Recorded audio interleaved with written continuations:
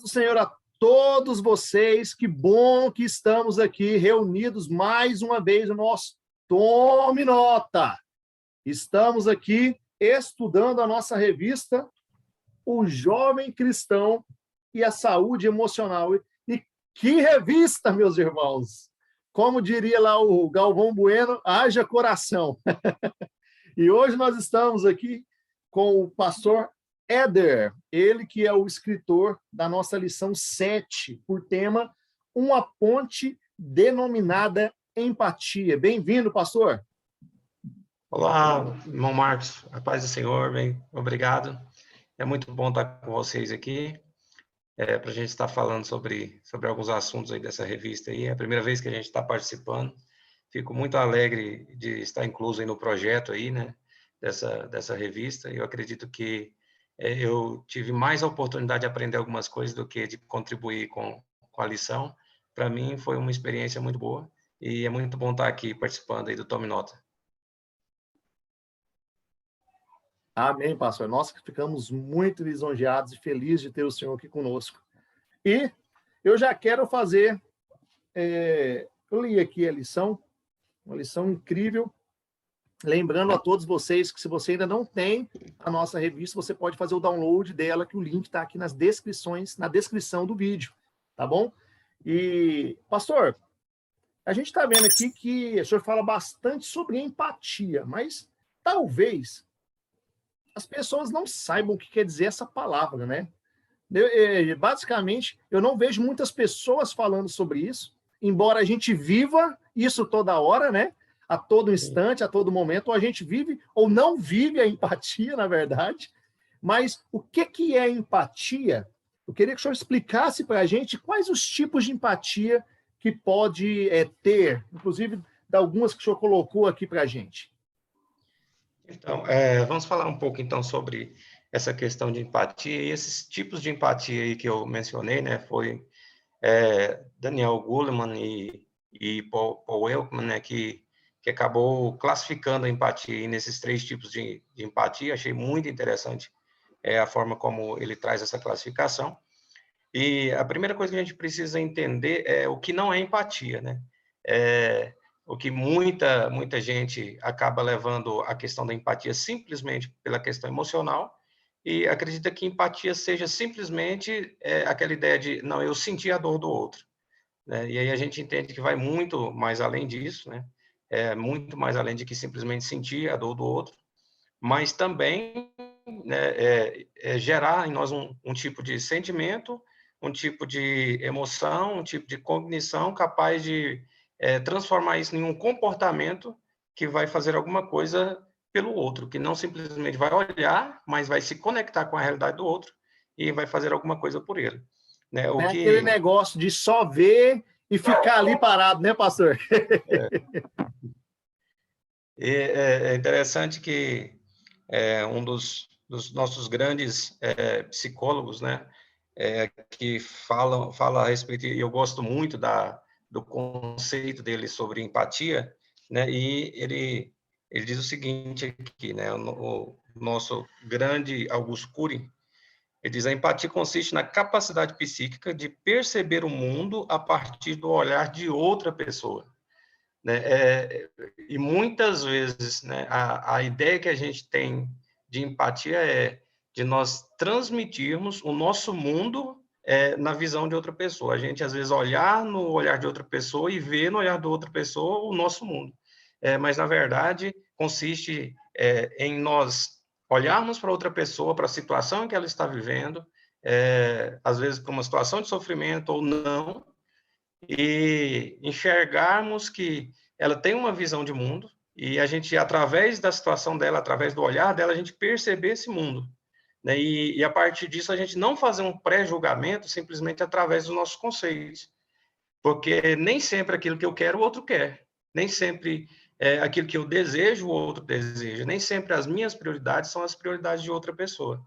E a gente precisa dividir bem a questão de alguns fatores humanos que a gente, às vezes, não compreende que existem coisas que são geral, características geral para todas as pessoas. Por exemplo, todo mundo tem vontade e uma vontade de ser bem-sucedido. Eu acredito que ninguém acorda de manhã e diz o seguinte: olha, hoje eu quero fracassar, hoje eu quero falhar, hoje eu quero perder, eu quero que o meu time perca, eu quero que tudo dê errado hoje. Eu acredito que ninguém quer que as coisas falhem, né? Todo mundo quer ser bem-sucedido, quer ser em potencial, né, bem realizado. Mas ser bem-sucedido para mim não é ser bem-sucedido para uma outra pessoa, porque de repente aquilo que eu considero como prioridade não é prioridade para outra pessoa. E aí muitas vezes a gente olha para a situação de alguém e diz o seguinte: olha, por que ela não faz dessa forma? Porque a gente está enxergando a forma como eu faria, mas eu não estou vendo o porquê que ela está naquela situação, eu não estou vendo o pano de fundo que envolve a história daquela pessoa, né, as motivações que levaram ela a viver daquela forma, e eu não estou compreendendo que, apesar de existirem coisas que são em comum entre eu e ela, existem coisas também que são particulares e nos tornam diferentes, que nos fazem buscar coisas diferentes, fazer escolhas diferentes, motivações diferentes. E aí, falando aqui dessa questão aqui das divisões, né, a classificação, segundo esses psicólogos aqui, né, Daniel Goleman e Paul Ekman, a primeira classificação que ele faz aqui é sobre a empatia cognitiva. Ele diz que a empatia cognitiva é aquela que nos capacita a enxergar a outra pessoa e perceber o seu comportamento, perceber o seu pensamento, perceber o seu sentimento, né? E é interessante a gente pensar que o que nos faz, o que nos leva a ter essa percepção, né? A ter essa empatia cognitiva, na maioria das vezes, são os pontos de acesso que conecta a minha realidade à realidade daquela pessoa. É onde eu abordo mais abaixo aí, uma questão que às vezes uma pessoa não compreende a realidade da outra porque ela vive uma realidade totalmente diferente, né? Sumiu o áudio. Seu áudio tá funcionando? Agora voltou. Eu ia falar isso agora, porque vive totalmente diferente e aí não consegue, né, entender o que está acontecendo com aquela pessoa, né? É verdade isso, realmente. Quando a gente olha para o ministério de Cristo Jesus, por exemplo, Jesus não escolheu, ele poderia ter escolhido sacerdotes, saduceus, né, pessoas nobres na sociedade, como, por exemplo, tinha bons sacerdotes lá. Tinha Zacarias, por exemplo, que era um homem bom, um homem íntegro, e poderia ter escolhido uma dessas pessoas para poderem fazerem parte, né, da composição ali dos 12 apóstolos. Mas por que ele não escolhe nenhum dos sacerdotes? Porque são pessoas que viviam dentro de uma bolha religiosa que não compreendiam o que se passava lá fora, que não podia se conectar com a realidade de um publicano, com a realidade de um pescador, né, de pessoas de classes comuns. Então, Jesus ele vai escolher pessoas que são capazes de se conectar com outras pessoas e compreender a realidade de outras pessoas. Por quê? Porque elas também vivem da mesma realidade, né? Aí ele fala também da empatia, né? Uma outra classificação é a empatia emocional. Essa empatia ela é muito conhecida entre a gente, principalmente pelos pontos que às vezes nos faz repetir uma ação que a outra pessoa está fazendo. Como, por exemplo, às vezes você chega em um velório e você não tem um ponto de intimidade com a pessoa que faleceu. Mas ali por você estar num cenário triste, onde as pessoas estão chorando, o choro daquela Compadece. pessoa te leva a chorar também. Você se compadece dela e você chora junto com ela, né? E eu citei algumas coisas, como, por exemplo, quando você boceja, normalmente daqui a pouco o outro também boceja, né? Exatamente. Involuntariamente, né? A outra pessoa também boceja. Quando você está em um lugar onde as pessoas começam a aplaudir, um começa a aplaudir, de repente todo o auditório aplaude. Se um começar a vaiar, daqui a pouco todo mundo vai também, né? É uma conexão, né, que envolve a questão da emoção, a empatia emocional. E ele fala de uma outra empatia, e eu entendo que essa classificação ela é mais do que uma empatia, mas é uma evolução da empatia, que é a empatia compassiva, que ela nos leva não só a compreender o que o outro pensa, o que o outro sente, não só a conectar a minha emoção à emoção dela, mas a gerar em mim um novo comportamento, a partir do comportamento do outro. Me leva a fazer alguma coisa né, para modificar a realidade do outro, pensando que, da mesma forma que aquela pessoa está sofrendo com determinada ação, com determinado momento, eu também poderia estar sofrendo também. Pastor, isso é incrível, né? Porque o senhor falando aí, eu me lembrei de um fato que aconteceu comigo, né? Durante a pandemia, eu desenvolvi transtorno de ansiedade. E quando a Uhum. gente ouve falar disso, é uma coisa. Agora, quando a gente passa, é uma coisa totalmente diferente. É um outro Com nível de certeza. percepção. É como o senhor falou, né? Jesus escolheu pessoas que estavam inseridas naquela sociedade, a população veria eles e falaria, aquele é um pescador. Ele não é uma pessoa intocável, né? E quando eu passei por isso, e eu já sempre fui uma pessoa, como a gente pode falar, que uma empatia emocional, que sempre se importou com as pessoas, eu nunca fui aquela pessoa a ponto de falar, mas isso é frescura, isso não existe. Mas quando a gente passa por essa situação, aí eu vi essa compassiva, me fez, gerou em mim alguma coisa. Por exemplo, eu tenho que fazer alguma coisa, porque tem pessoas que não conseguem passar da forma que eu passei, porque embora tenha passado por momentos difíceis, eu passei. E tem pessoas que não conseguem, pessoas que evoluem aquilo com uma síndrome do pânico, com uma depressão, né? E aí, a partir disso, eu comecei a ter essa sensibilidade maior primeiro, das pessoas começaram a olhar para mim quando eu falava, mas Marcos, você é sempre alegre, passou por isso. Até quando eu fui no psiquiatra, as pessoas regalavam o olho, assim, sabe? Mas é justamente isso, porque as pessoas começam a ver a gente aqui, nossa, está acontecendo com ele também, mas ele passou por aquilo. E a gente começa a fazer alguma coisa, começa a ir até as pessoas, começa a se importar de uma forma maior com elas e ajudá-las em oração, em conselhos, em amor, em abraço, sabe? Isso é muito importante a gente entender, que a empatia é muito mais do que a gente falar, não, tadinho dele, eu me compadeço, mas tudo bem, fica até a próxima, né? É interessante essa questão do compartilhamento da realidade. Há alguns anos já eu desenvolvo um trabalho em casas de reabilitação de pessoas dependentes químicas, e o que a gente vê de algo que funciona muito lá dentro é colocarem obreiros na casa que passaram pela casa, né, que foram transformados, né, e depois deles passarem pelo processo, eles ficam ali dentro da casa. Eles lidam muito bem com as pessoas que vão fazer o tratamento. Por quê? Porque eles sabem o que aquela pessoa está passando.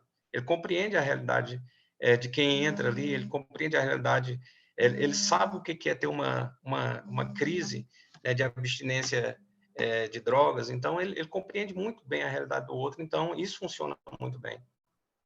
Pastor, eu falei aqui também nessa questão da pandemia, né? E a pandemia ela trouxe efeitos que vão muito além, né, da questão física que o Covid trouxe. Nós perdemos muitas pessoas e realmente o mundo todo sofreu muito por isso. Mas existe um lado que eu percebi, não sei se o senhor percebeu também, que a mídia deixou um pouco de lado, que foi aquela questão que gerou nas pessoas. O Brasil se tornou, por exemplo, o país mais ansioso do mundo, né? O que a pandemia afetou nessa questão da empatia? Ela ajudou? Ela piorou? Ou não teve efeito nenhum? Porque a pandemia ela trouxe muitas sensações e muitas coisas para a humanidade. E esse isolamento que nós tivemos que passar, nós fechamos nossas igrejas, não podemos mais abraçar os nossos pais, por exemplo. Todo mundo tinha medo, né? A gente que é mais novo, vou abraçar meu pai e ele vai pegar Covid e vai morrer. É o que vinha na nossa mente, porque o pânico era total. O que a pandemia contribuiu em relação a essa questão da empatia? Então, a priori, assim, eu ouvi algumas pessoas falarem, né, com a questão da pandemia, quando falavam em isolamento social, a ideia que se tinha era que isso iria gerar, né, um grande avivamento, né? Eu ouvi pessoas dizendo o seguinte: olha, é isso daí, quem sabe, por meio disso, as pessoas estando em casa vão orar mais, vão buscar mais a Deus, então, quem sabe seja um novo tempo de avivamento, ou quem sabe isso vai aquecer mais a comunhão entre a família, porque elas vão estar mais próximas, né? Vão se conectar mais, vão conversar mais, vão viver mais em família. E, na verdade, o que a gente viu foi que houve um efeito contrário, né? O que a gente viu, a realidade que a gente está vendo hoje na igreja é que houve um certo arrefecimento, as pessoas ficaram mais em casa mesmo e até hoje elas não voltaram para a igreja, né? E no caso da comunhão entre as pessoas, parece que elas se distanciaram um pouco mais, de modo que, se a gente for observar, existem pesquisas. O Instituto Brasileiro de Direito da Família, por exemplo, fez uma pesquisa sobre o divórcio. No ano de 2021, nós tivemos um recorde histórico, né, que vem sendo medido desde 2007, o seguir dos anos, e em torno de 75 mil divórcios no Brasil por ano. E no ano de 2021, nós tivemos aí 80.573 divórcios, né? As pessoas estando em casa, não sabendo lidar com essa situação de ficarem juntas, né, de se conectarem melhor, e acabou gerando um efeito contrário. E eu digo que essa questão de isolar-se socialmente acabou aflorando algo que já era uma realidade através dessas inovações tecnológicas, que, na maioria das vezes, né, servem para nos conectar uma pessoa com a outra, né, os aplicativos, né? Isso aqui que a gente está fazendo hoje, né? Uma conexão, né? Mas é uma conexão à distância. E aí a gente passou a ver pessoas dentro de casa, famílias inteiras, às vezes de 4, 5 pessoas dentro de casa, mas cada um em seu cômodo com o celular na mão, cada um no seu mundo diferente, né? Pessoas que estão próximas na conexão, mas distantes fisicamente. E isso acabou fazendo com que aflorasse ainda mais, né? Mostrasse ainda mais a nossa realidade, porque de fato essa é a nossa realidade, uma sociedade que infelizmente está se distanciando uma pessoa da outra, que está gerando uma sociedade fria, uma sociedade cada vez mais apática e, como disse Renato Russo, né, se nos derem espelhos, vamos ver um mundo doente, vamos ver um mundo apático nos nossos dias. É verdade. E concordo claramente. Essa questão. Meu cachorrinho ajudou aqui no fundo, acho que ele concordou também, viu? Pastor, e diante de tudo isso, a gente está partindo para o final, eu queria que você explicasse aqui, a gente trouxe vários pontos sobre a questão da pandemia, mas nós temos um exemplo em todas as áreas, em todos os sentidos. E eu queria que o senhor explicasse para a gente como que Jesus foi um exemplo nesse quesito de empatia. O que ele fez, que Jesus é incrível, né? Eu até arrepio quando eu falo, é um ser extraordinário. Nós amamos muito Jesus. E o que ele nos ensina, na verdade, o que ele fez e nos ensina que sobre a empatia, como ele pode ser, como ele é um exemplo de empatia. Uau, e quando a gente vai falar a respeito de Jesus, né, como você falou, a gente chega a arrupiar mesmo, né? Então, atribuir a palavra empatia, né, para Jesus, né, como qualquer outra palavra relacionada a sentimentos ou a pensamentos, né, a gente só consegue encontrar palavras que possam aproximar daquilo que pode ser, né, um sentimento de Deus, né, aquilo que a gente chama de antropopatia, né? A gente pega um sentimento humano e tenta compreender um sentimento de Deus, né, a partir daquilo que a gente sente. E aí a gente, falando sobre a questão da empatia, a gente vai ver que Jesus, né, ele desenvolve essa empatia desde antes dele entrar na nossa realidade, porque ele olha do céu, né?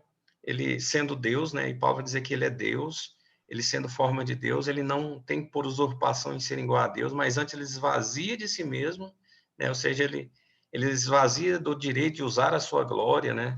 E ele entra na nossa realidade, ele entra no nosso mundo e ele começa então a viver a nossa realidade, a compreender, né, a passar por aquilo que nós passamos, a viver aquilo que nós vivemos, né, a sofrer aquilo que nós sofremos, de modo que se alguém for queixar alguma coisa para Deus, né, Senhor, eu estou sofrendo, Deus pode responder, eu sei o que você está passando, porque eu estive aí, eu vivi o que você está vivendo, eu sei o que você está sentindo, eu sei como é chorar, eu sei como é sentir dor, né? Porque todas as coisas que nós passamos aqui, ele passou também. E ele passou aqui não simplesmente só para viver a nossa realidade, mas para transformar a nossa realidade, vendo que não havia outro meio, né? Não havia outra situação para nós, né? De modo que quando ele está no Getsemane, é tão dolorosa a situação nossa, né? E a realidade que ele teria que passar, que ele fala para o pai, pai, se tivesse outra forma, nós faríamos diferente, mas faz a tua vontade, Senhor. Eu estou aqui pronto para fazer a tua vontade. Né? Então, nós vamos ver por diversos pontos da história do ministério de Jesus, ele olhar para as pessoas e se compadecer delas, né? Olhar para uma multidão e dizer, é como ovelhas que não têm pastor, olhar para o doente e falar, eu preciso levar cura para ele precisa curar, ele precisa ser curado. Né? E a Bíblia diz que os doentes eram trazidos e ele curava a todos. Ou seja, ele não só entrou na nossa realidade, mas ele transformou a nossa realidade. E a nossa realidade era uma realidade de escravidão, era uma realidade de perdição, de condenação eterna. E o que ele faz, apesar de nós não merecermos? Ele morre para que nós pudéssemos ter vida quando nós merecíamos morrer. Ele se coloca na condição de maldição para que nós pudéssemos sermos abençoados e sermos trazidos da condição de escravos para uma condição de príncipe, né? Efésios capítulo número 2, ele diz, ele nos fez assentar nos lugares celestiais juntamente com Cristo Jesus.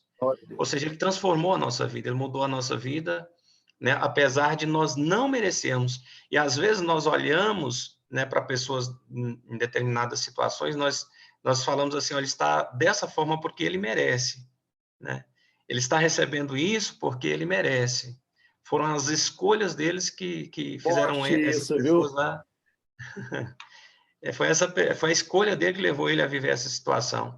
Mas, na verdade, se Jesus tivesse nos dado aquilo que nós merecíamos, estávamos aniquilados, né? Mas ele não nos deu o que nós merecíamos. Ele transformou a nossa realidade, apesar de nós não merecermos. Né? Esse é o grande exemplo, né? Se nós pudéssemos ter pelo menos uma gota, né, da empatia que Cristo Jesus teve, eu acredito que se todos os seres humanos pudessem ter uma gota dessa empatia, todo o mundo seria diferente, todo mundo seria de uma forma completamente diferente do que nós vivemos hoje. Meus irmãos, eu tenho certeza que você aí que está nos assistindo sentiu a presença de Deus de uma forma sobrenatural, assim como nós estamos sentindo aqui. A vontade é de ficar aqui até amanhã conversando sobre esse assunto que é extraordinário, que é tão importante e atual nas nossas vidas. Pastor, muito obrigado. Deus abençoe muito por ter sido canal em nossas vidas, canal de bênção em nossas vidas, escrevendo essa lição, sendo inspirado por Deus e por estar aqui conosco, tá bom? Eu que agradeço, um prazer muito Marcos. grande. Para mim é uma honra estar participando desse projeto aí, é algo novo para mim, como eu havia dito no começo, e me sinto honrado por isso, agradeço a você, a toda a equipe aí, da revista, do Morada, que Jesus abençoe muito a vida de cada um de vocês aí, que tem levado aí esse ensinamento aí, né, para os jovens, né, um ensinamento forte, um ensinamento eficaz aí através dessa revista, e com certeza tem contribuído para a formação de muitos servos de Deus aí, pelo Brasil e até pelo mundo afora. Amém.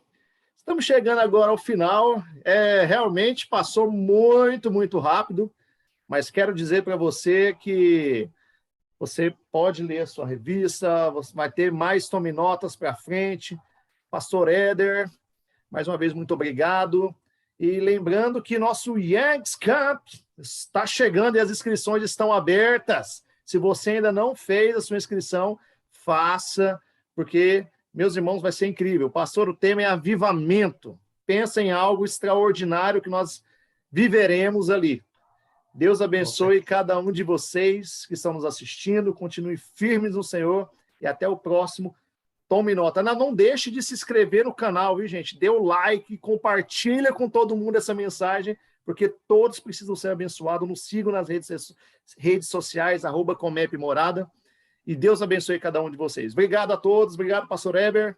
Manda um abraço Obrigado. aí para o pastor Eberson. Lá. O pastor Éder é lá da nossa igreja, da Dom Pedro, em Anápolis, onde o pastor Eberson está pastoreando agora. Valeu, Grande obrigado. abraço a todos vocês. Obrigado. Abraço.